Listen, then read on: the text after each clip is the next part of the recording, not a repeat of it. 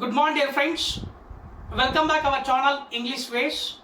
మనం ఈరోజు how to start speaking in English for beginners. జనరల్గా మనం చాలామంది students 10th class level, graduation, post graduation, job seekers మరియు ఎంప్లాయీస్, తర్వాత మార్కెటింగ్ పీపుల్, ప్రతి ఒక్కరు కూడా ఇంగ్లీష్లో మాట్లాడాలి అనేటువంటి యాంగ్జైటీ అనేది ప్రతి ఒక్కరికి ఉంటుంది. అయితే కామన్గా ఇంగ్లీష్లో మాట్లాడాలి అనేటువంటి ఆలోచనతో పాటు ఎలా స్టార్ట్ చేయాలా అనేది కొద్దిగా ఆలోచిస్తూ ఉంటారు. ఎందుకంటే వాట్ యూ కాల్ ప్యాషన్ ఉండడం వేరు, ఇంప్లిమెంటేషన్ వేరు.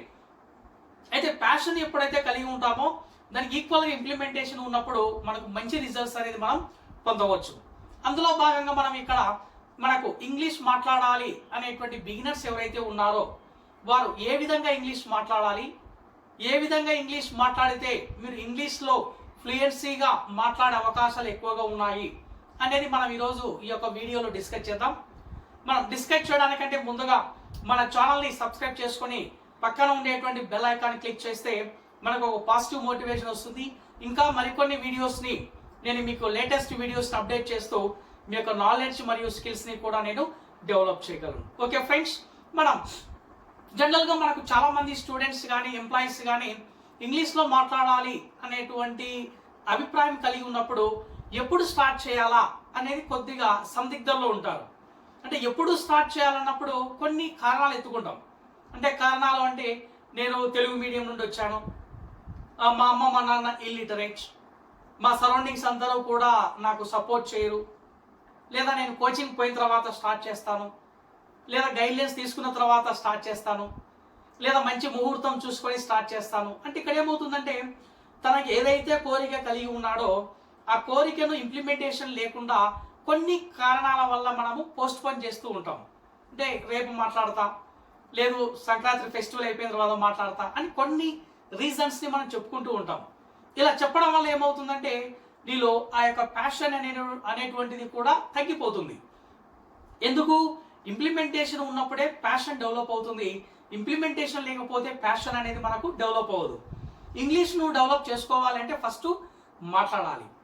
అప్పుడు మాట్లాడాలి అంటే నీకు కామన్గా వచ్చే ప్రాబ్లం ఏంటంటే నేను మంచి స్పీకర్ను కాదు, అంటే అందరితో పాటు సమానంగా మాట్లాడలేను, నాకు ఫేస్ వాల్యూ లేదు, నాకు దంతాలు సరిగా లేవు, నేను అందంగా లేను అని కొన్ని భావాలు కూడా కలిగి ఉండవచ్చు. కానీ ఇంతవరకు ఏవైతే మనం డిస్కస్ చేసామో ఇవన్నీ కూడా ఏమాత్రం కూడా కారణాలు కానే కావు. ఇక్కడ మనం చెప్పుకోవాల్సింది, మీరు చేయవలసింది ఏదంటే ఎప్పుడైతే ఇంగ్లీష్లో మాట్లాడాలి అనేటువంటి ప్యాషన్ ఉందో ఫస్ట్ ఇమ్మీడియట్గా మీరు చేయవలసిన పని ఏదంటే యూ స్పీక్ అవుట్. ఫస్ట్గా మీరు ఏం చేయాలి? మాట్లాడాలి.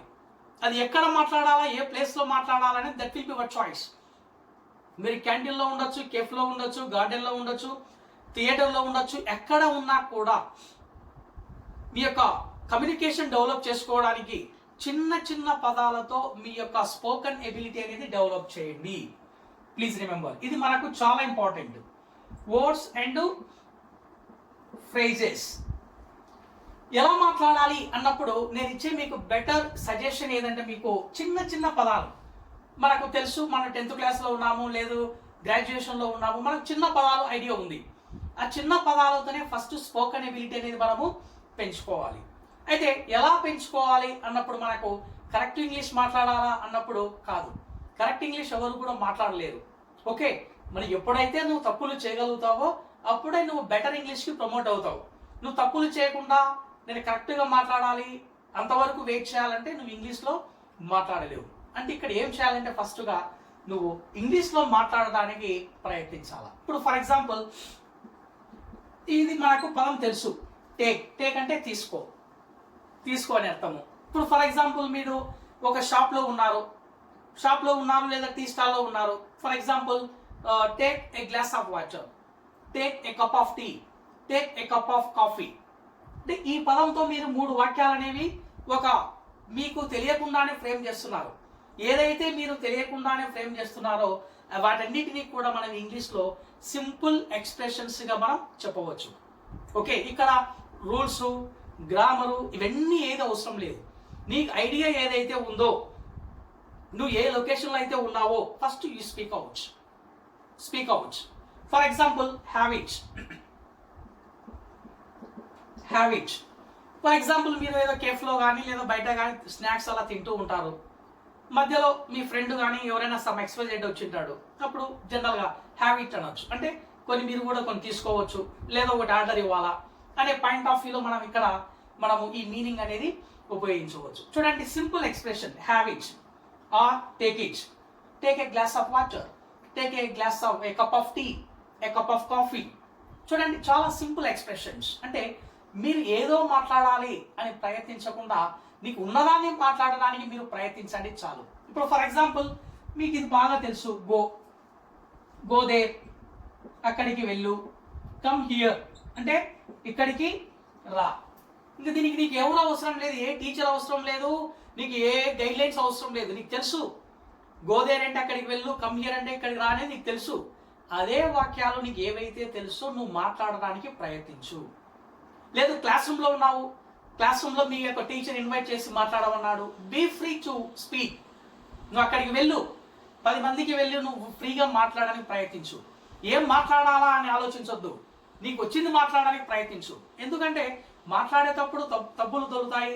మీ ఫ్రెండ్స్ ఏమనుకుంటారో, లేదా వాళ్ళు నేను తక్కువగా అండర్ ఎస్టిమేట్ చేస్తారా, లేదా నేను ఇన్సల్ట్ చేస్తారా, అవన్నీ కూడా మీకు సెకండరీ. ఒకవేళ వాళ్ళు ఇన్సల్ట్ చేసినా, నేను తక్కువ అంచనా వేసినా యూ డోంట్ కేర్. దాని గురించి నువ్వు పట్టించుకోవాల్సిన అవసరమే లేదు. ఎందుకంటే నువ్వు డెవలప్ చేసుకోవాలంటే ఫస్ట్ ఒక అడుగు ముందుకు వేయాలా, ముందుకు వెళ్ళాలా, 10 మందితో మాట్లాడాలి, 10 తప్పులు చేయాలి, నెక్స్ట్ దాన్ని నువ్వు రెక్టిఫై చేసుకోవాలి. ఇలా ఎప్పుడైతే స్పోకెన్ ఎబిలిటీని గ్రాడ్యువల్గా ఒక స్థాయి నుంచి మరొక స్థాయికి పెంచుకుంటూ 10 మిస్టేక్స్ చేస్తూ ఆ మిస్టేక్స్ యొక్క శాతాన్ని తగ్గిస్తూ నువ్వు ఎప్పుడైతే ప్రాక్టీస్ చేయగలుగుతావో అప్పుడే నీలో ఈ యొక్క స్పోకెన్ ఎబిలిటీ అనేది నీలో డెవలప్ అవుతుంది. అండర్స్టాండ్? మీరు ఏ కేసులో అయినా కూడా ఫస్ట్ మీరే ఉండండి. అది పేపర్ ప్రజెంటేషన్ కావచ్చు, పోస్టర్ ప్రజెంటేషన్ కావచ్చు, seminar, debate, what ever it is. నీకు వచ్చిన ఇంగ్లీష్లో నువ్వు ఓపెన్గా మాట్లాడేసాయి. అది తప్ప రైటా అనేది సెకండరీ.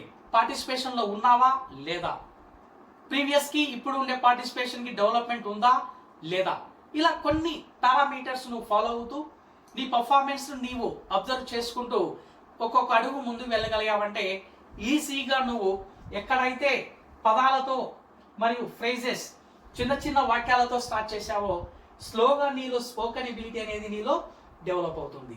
అంటే చాలామంది స్టూడెంట్స్ ఎక్కడైతే స్టక్ అయ్యారో మాట్లాడలేను అని అక్కడి నుంచే స్టార్ట్ చేయండి. మాట్లాడగలను అనేటువంటి సామర్థ్యంతో మీరు ఎప్పుడైతే ముందుకు వెళ్ళగలరో నీలో ఆటోమేటిక్గా ఈ యొక్క పదాలు కూడా మీకు ఎక్కువగా తెలియకుండానే మీకు అన్కాన్షియస్ నుంచి వస్తూ ఉంటాయి. ఎప్పుడైతే నీలో ఫియర్, ఒక భయము, ఒక ఇన్ఫీరియారిటీ కాంప్లెక్స్, ఒక నెగటివ్ థాట్స్ మీలో ఉన్నాయంటే కనుక మనం ఏ పని కూడా చేయలేము. కాబట్టి మనం చేసే పనిని మనం ముందుకు వెళ్ళాలంటే ఫస్ట్గా స్టార్ట్ చేయాలి. స్టార్ట్ చేసిన తర్వాత ఆ పనిని కంటిన్యూ చేయాలి. కంటిన్యూ చేస్తూ మనం అనుకున్న గమ్యస్థానాన్ని చేరుకునే వరకు ఆ కన్సిస్టెన్సీ, ఆ కంటిన్యూటీ అనేది ఎప్పుడైతే అలాగే ఉంటుందో ఆటోమేటిక్గా మనలో ఆ యొక్క స్పోకెన్ ఎబిలిటీలో స్పోకెన్ పర్ఫార్మెన్స్ అనేది గ్రాడ్యువల్గా డెవలప్ అవుతుంది.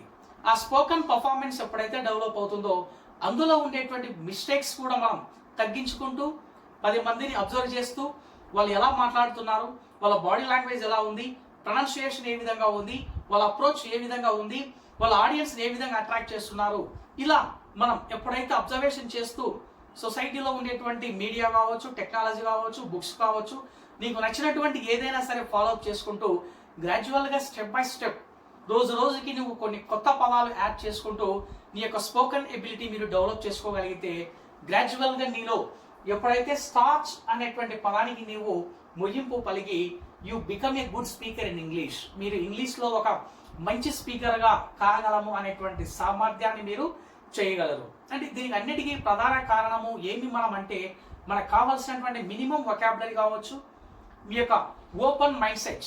ఎప్పుడైనా కూడా ఓపెన్ మైండ్ సెట్ ఉండాలా, 10 మందిలో అనర్గలంగా మాట్లాడగలగాలి అనేటువంటి యాంగ్జైటీ ఉండాలి.